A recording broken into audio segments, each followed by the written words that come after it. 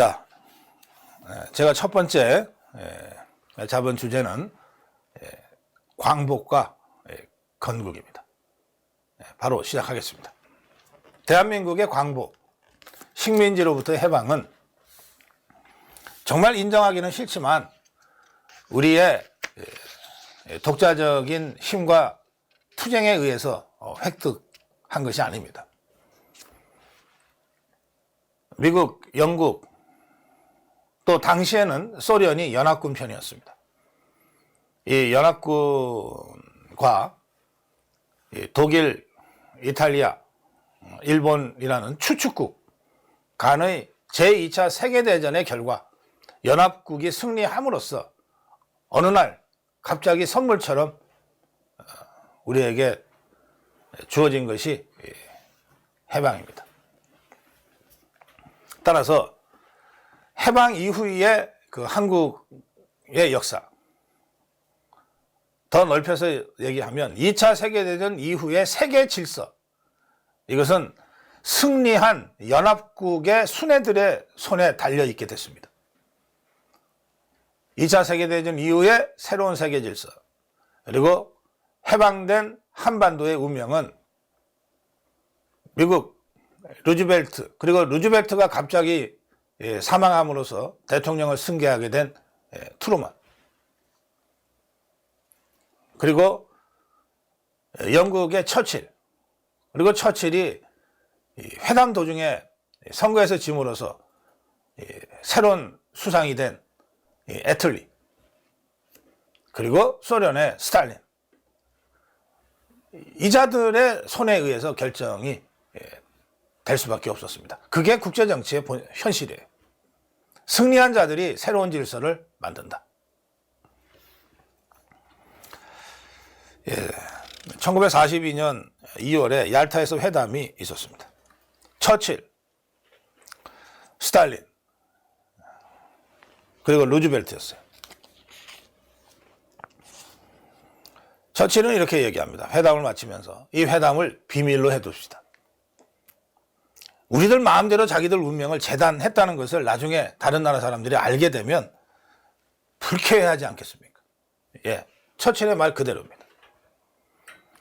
누구의 눈에, 누구의 손에 의해서 우리의 운명이 결정되는지도 모르는 채 대한민국은 38도선으로 분단되는 결정을 받아들일 수밖에 없었습니다. 그런데 이때 루즈벨트는 네 번째 대통령 임기를 하고 있었어요. 그리고 이미 한 번 쓰러졌던 사람입니다. 병약한 몸을 이끌고 과중한 업무를 처리하다 보니까 결국 얄타회담 끝나고 한 2달 후에 죽는데요. 이 루즈벨트가 어떻게든 자기들의 그 피해를 줄이면서 전쟁을 승리로 이끌기 위해서 소련을 2차 세계대전에 참전시키기 위해서 무진 애를 썼어요. 그러니까 루즈벨트는 소련에 대해서 소련이 하고 싶어 하는 것, 원하는 것을 거의 대부분 다 들어주는 이른바 유화 정책을 썼던 겁니다. 처칠도 히틀러와 싸우는 과정에서 완전히 기진맥진한 상태였기 때문에 웬만하면 새로운 적을 만들고 싶어 하지 않았어요. 그래서 처칠도 웬만하면 소련의 요구를 들어주는 쪽으로 그렇게 회담을 이끌어 갔어요. 그래서 사실 당시 소련은 자기들의 힘, 자기들의 군사력, 자기들의 경제력보다 훨씬 더 많은 것을 이제 얻게 됩니다. 이 얄타 회담에서 미국은 대일 전쟁에 소련이 참전하겠다는 약속을 받아요. 이게 한반도의 38선 분단이라고 하는 비극의 시작입니다. 당시 미국의 힘, 그리고 결국 일본 천황을 항복하게 만든 2발의 원자폭탄, 이 얄타회담 당시에는 1945년 2월입니다. 이 원자폭탄이 없었어요. 개발 중이었지만 그 위력을 확인할 수 없는 상태였습니다. 그러니까 일본군이 옥새작전으로 이 태평양 도서 지역을 방어하고 있는 상황에서 섬 하나하나를 점령하기 위해서는 수백 명의 미군이 죽어갈지 수천 명의 미군이 죽어갈지 모르는 그런 상황이었단 말이에요. 이 섬들을 다 점령을 해야 일본 본토를 점령할 수 있다고 자기들 미국이 당시에 생각을 했어요. 그런데 일본의 뒤에 있는 소련이 일본 대일전쟁에 참전한다면 그야말로 손쉽게 미군의 피해를 최소화하고 항복을 받아낼 수 있을 거다. 이렇게 계산을 했던 겁니다. 그래서 소련한테 정말 읍소하다시피 제발 태평양 전쟁에 참전해달라. 이렇게 되자 소련이 뭐 참전은 뭐 해볼 수 있는데 우리한테 뭘 줄 거냐. 그래서 한반도는 사실상 소련이 주도적인 영향권을 행사하는 곳으로 이렇게 갔습니다.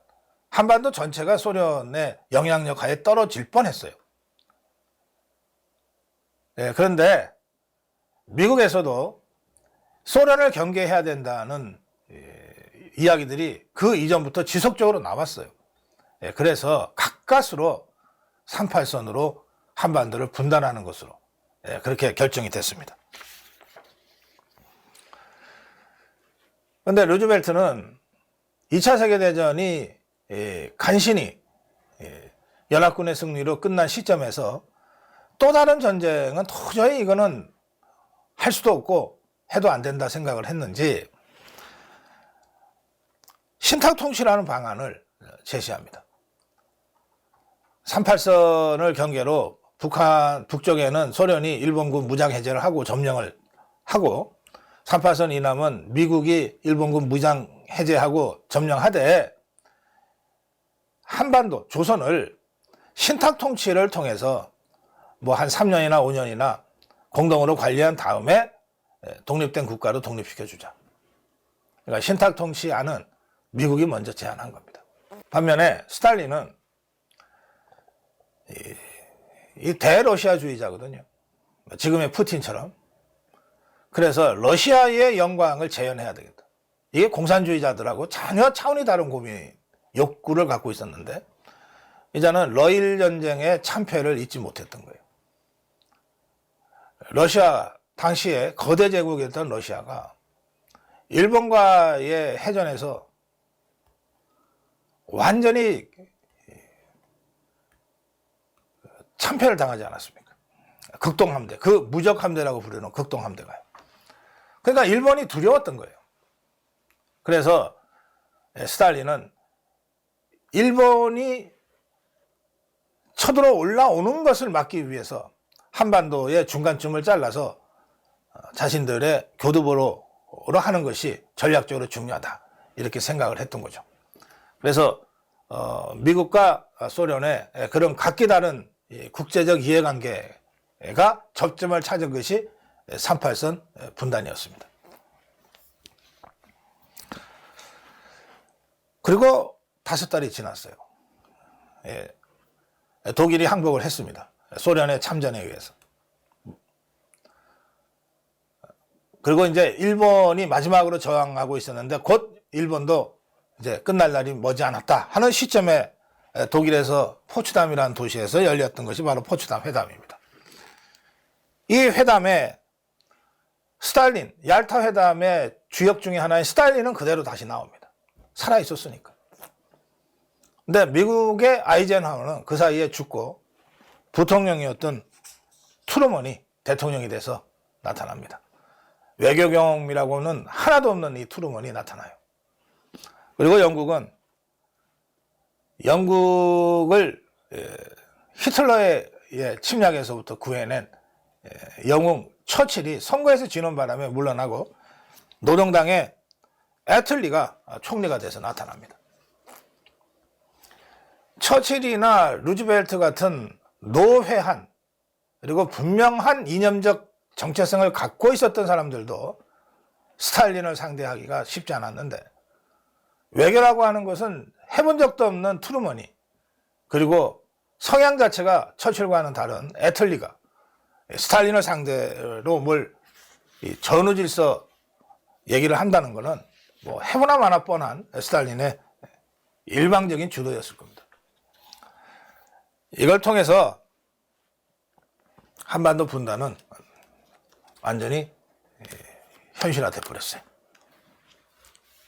그렇게 해서 일시적인 일본군 무장 해제를 위한 일시적인 그 경계선이었던 38선이 곧바로 한반도의 분단선으로 돼버렸고, 그리고 이것이 6.25 전쟁을 거치면서 약간의 경계선의 변화는 있지만 지금의 휴전선이 돼서 70여 년 이상 우리 한반도와 한민족을 옥죄이는 족쇄로 지금도 남아있는 겁니다. 상황이 이러했기 때문에 해방 1945년 8.15 해방과 동시에 벌어진 일련의 이 정치 상황은 자유파 이승만 세력에게는 절대적으로 불리한 상황이었습니다. 한반도 전체를 통해서 소련의 영향력과 입김이 훨씬 더 컸어요. 미국은 제1차적인 전략 목표가 일본 방어였지 대한민국 방어가 아니었어요. 이 한반도 정책에 있어서 적극성은 소련이 가장 먼저 보여줬습니다. 소련은 38선 이북을 군사적으로 점령한 직후에 자기들 말 잘 듣게 생긴 김일성이를 꼭두가시로 세워서 조선민주주의 인민공화국이라는 권력을 만들어냅니다. 소련이 스탈린이 38선 이북 북한의 괴뢰 꼭두각시로 김일성을 선택하는 과정에서 스탈린이 당시 그 한반도의 유명한 두 명의 공산주의자 박헌영과 김일성을 놓고 여러 가지 종합적으로 검토를 했다는 이야기들이 있습니다. 박헌영은 인텔리 출신이죠. 공산주의, 막스 레닌주의를 나름대로 공부한 사람이고 1925년에 조선공산당을 창당해서 이끌어온 사람입니다. 반면에 김일성이는 30년대 중반 이후에 슬그머니 나타나서 실제로 게릴라 투쟁이라고 하는 걸 중국 팔로군에 섞여서 좀 하다가 일본군에 쫓겨서 소련 영토로 도망쳐 있었던 사람이에요. 무식하고 막스 레닌주의는 처음부터 공부해 본 적이 없는, 그리고 그 집안 배경으로 보면 기독교 베이스가 아주 강한 그런 젊은 사람이었어요. 스탈린은 별로 생각도 하지 않고 김일성이를 38선 이북의 북한의 꼭두각시로 선택을 합니다. 별로 고민도 안 했던 것 같아요. 자기 말 잘 듣고 다소 좀 무식한 자가 꼭두각시에 맞고 대리 통치하기에 좋다, 이렇게 생각했다고 기록에 나와 있습니다. 그래서 북한은 김일성이를 세워서 공산당 정권을 아주 발빠르게 세웁니다. 그리고 조만식 등 김일성 공산 집단에 반대하는 사람들은 가차없이 숙청해버립니다. 당시에 38선은 소련과 미국의 경계선이었어요.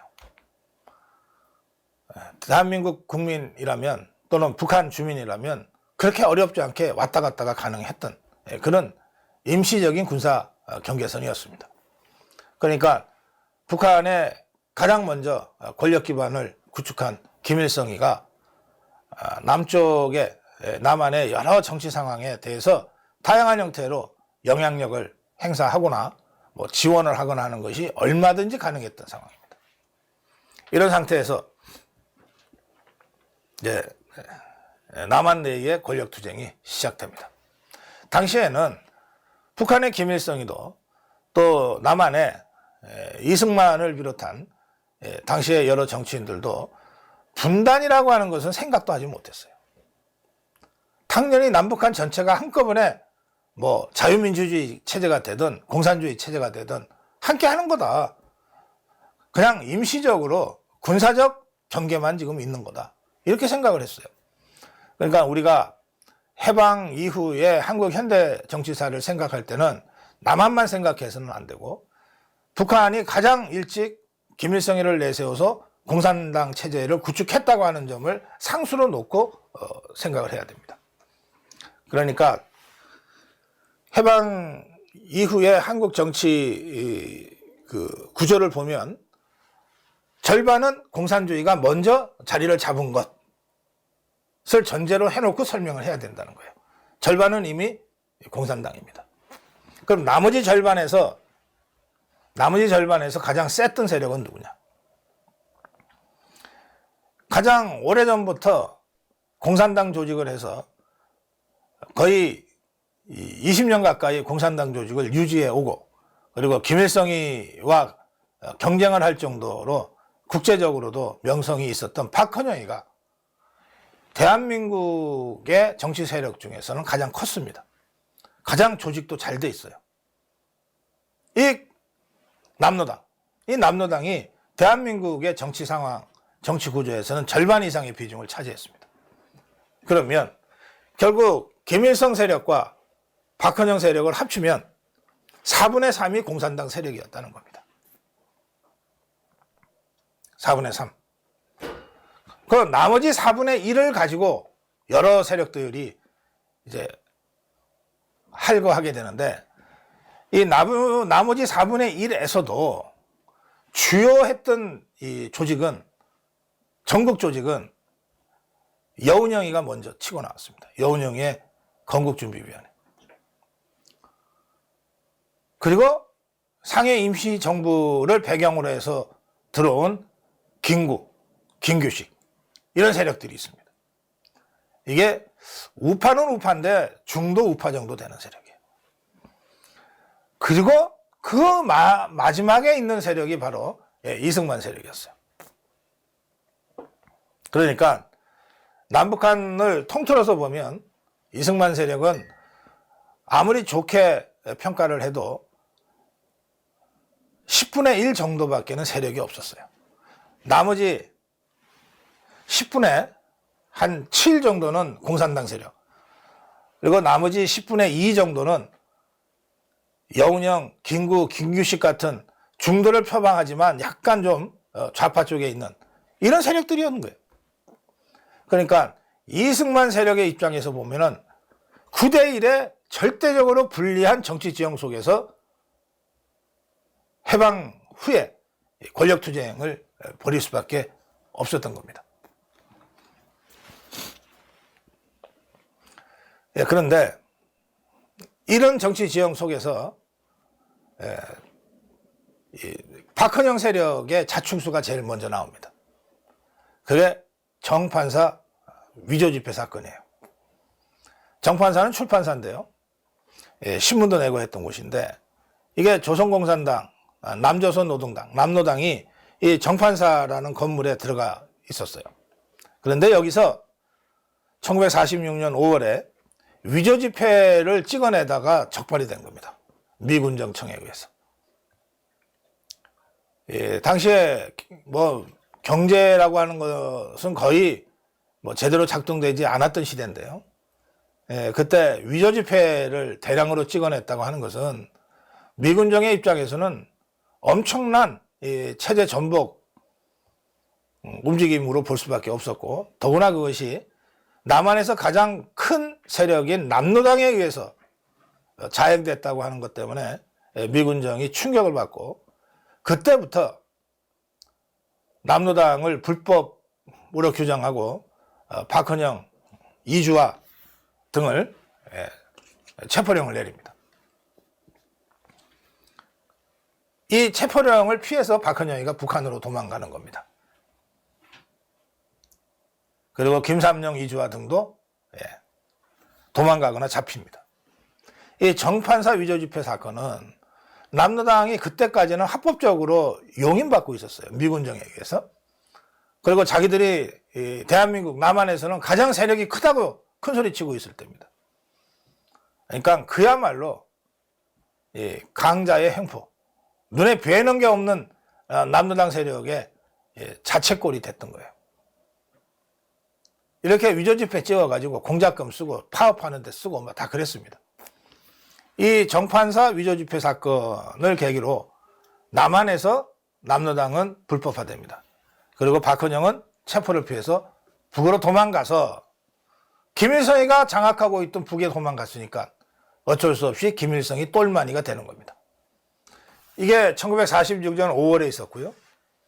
1946년 6월 3일 마침내 이승만의 정읍 선언이라고 하는 것이 나옵니다. 남로당의 불법화와 있었던 그 직후에 이승만의 정읍선언이 나옵니다. 근데 이때는 정치적으로는 미소공동위원회가 계속 활동하던 때입니다. 신탁통치를 하자라고 하는 미국의 제안, 소련도 오케이 해서 이 신탁통치를 어떻게 할 거냐를 미국과 소련의 공동위원회가 구성이 돼서 논의하고 있을 그때예요. 그러다가 마침내 이것이 결렬됩니다. 소련은 미소공동위원회에 참여할 한국의 정당은 신탁통치를 찬성하는 정당만 돼야 된다, 이렇게 주장을 했던 것입니다. 그러니까 이승만은 원천적으로 배제되는 거죠. 반면에 미국은 아니 반대했다 하더라도 한국에서 합법적으로 활동하는 정당을 배제한다는 게 말이 되냐, 다 함께 넣고 하자, 이렇게 해서 미소공의가 결국 결렬이 됐어요. 그 결렬된 시점에 이승만의 정읍 발언이 나옵니다.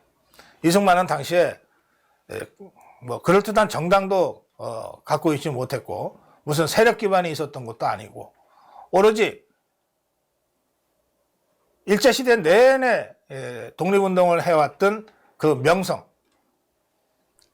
이승만이라는 이름, 이것만 달랑 갖고 있을 때입니다. 그래서 이승만은 이 자신의 명성을 가지고 전국을 유세하듯이 다니면서 강연을 하고 있었어요.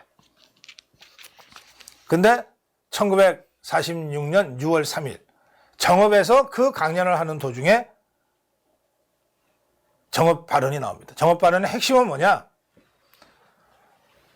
북한은 이미 조선민주주의 인민공화국이라는 공산당 정권이 들어섰다.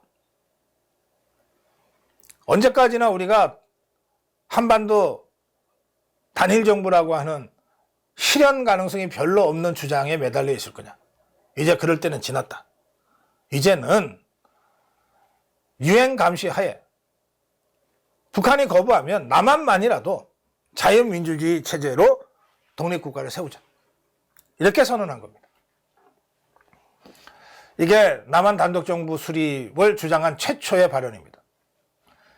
저는 이 대목에서 이승만 대통령의 그 정치 지도자로서의 통찰력, 결단력, 추진력, 이 모든 것이 응축된 역사의 어떤 빅뱅과 같은 순간을 느낍니다.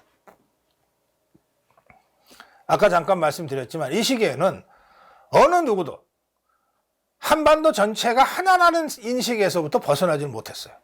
당연히 지금은 뭐 소련이 북한의 38선 이북에, 미군이 38선 이남에 있지만 곧 물러갈 사람들이고, 한국은 당연히 하나가 돼서 하나의 정권을, 하나의 국가를 만들어야지 라고 했던 생각을 누구나 다 하고 있을 때 이승만은 그거 아니다. 이제 북한은 우리와 완전히 다른 체제가 됐다. 연연히 하지 말자. 남한만이라도 제대로 된 자유민주주의 국가로 건국해야 한다, 이렇게 주장한 거예요. 뛰어난 통찰력일 뿐만 아니라 이런 주장을 할 경우에 자기를 빼놓고는 거의 모든 정치 세력이 맹렬하게 자기를 비난할 것이 너무나 분명하게 예측된 상황에서도 결단한 겁니다. 그리고 이걸 그야말로 두둑한 배짱으로 밀고 나간 겁니다. 역사적 통찰력. 정치적 결단, 그리고 강력한 추진력. 이것이 1946년 6월 3일 정업 발언이고, 이 정업 발언대로 1년 후에 대한민국은 유엔 감시와 단독 정부 수립이라고 하는 것으로 통일이 돼요. 이 이승만 대통령의 정업 발언, 이승만의 정업 발언은 이렇습니다. 이제 우리는 무기휴해된 미소공의가 재개될 기색도 보이지 않으며 통일정부를 고대하나 여의케 되지 않으니 우리는 남방만이라도 임시정부 혹은 위원회 같은 것을 조직하여 3.8 이북에서 소련이 철퇴하도록 세계 공론에 호소하여야 될 것이다.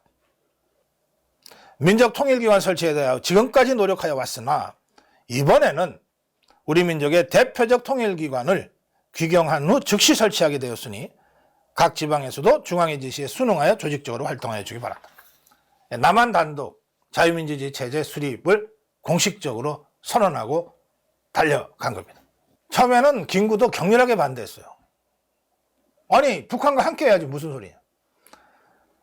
그런데 1년 반이 지난 1947년 12월에 김구는 마침내 더 이상 북한이 함께하기 어려운 존재라는 것을 현실적으로 확인하면서 이승만 대통령의 정업 발언을 동의하게 됩니다.